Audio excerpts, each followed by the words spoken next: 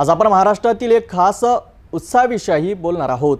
गणेशोत्सवाचा उत्साह शिगेला पोहोचलेला असतानाच घरोघरी गौराईच्या आगमनाची लगबग सुरू झाली आहे। मंगलमय वातावरणात ढोल ताशांच्या गजरात आणि पारंपरिक गाण्यांच्या सुरात गौराईचे स्वागत केले जात आहे।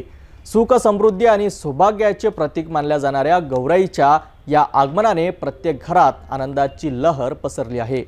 गणेशोत्सवाच्या धामधुमीत गौराईचे आगमन हा एक महत्त्वाचा भाग असतो।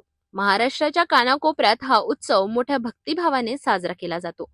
भाद्रपद महिन्यातील शुक्ल पक्षात अनुराधा नक्षत्रावर गौराईचे आगमन होते आणि त्यानंतर सलग 3 दिवस हा सोहळा चालतो। पहिल्या दिवशी गौराईचे आगमन, दुसऱ्या दिवशी पूजा आणि तिसऱ्या दिवशी ज्येष्ठा गौरी नक्षत्रावर तिचे विसर्जन जाते।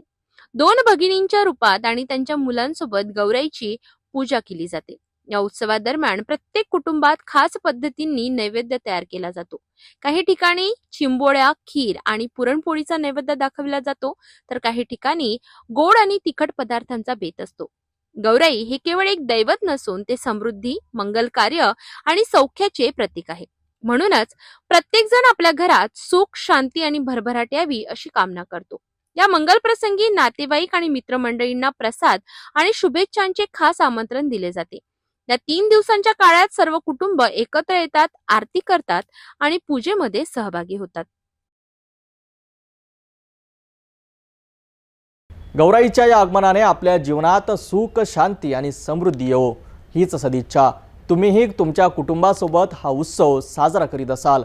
गौराईच्या या पवित्र क्षणाचा आनंद घ्या आणि आपल्या पारंपरिक संस्कृतीचा अभिमान बाळगा।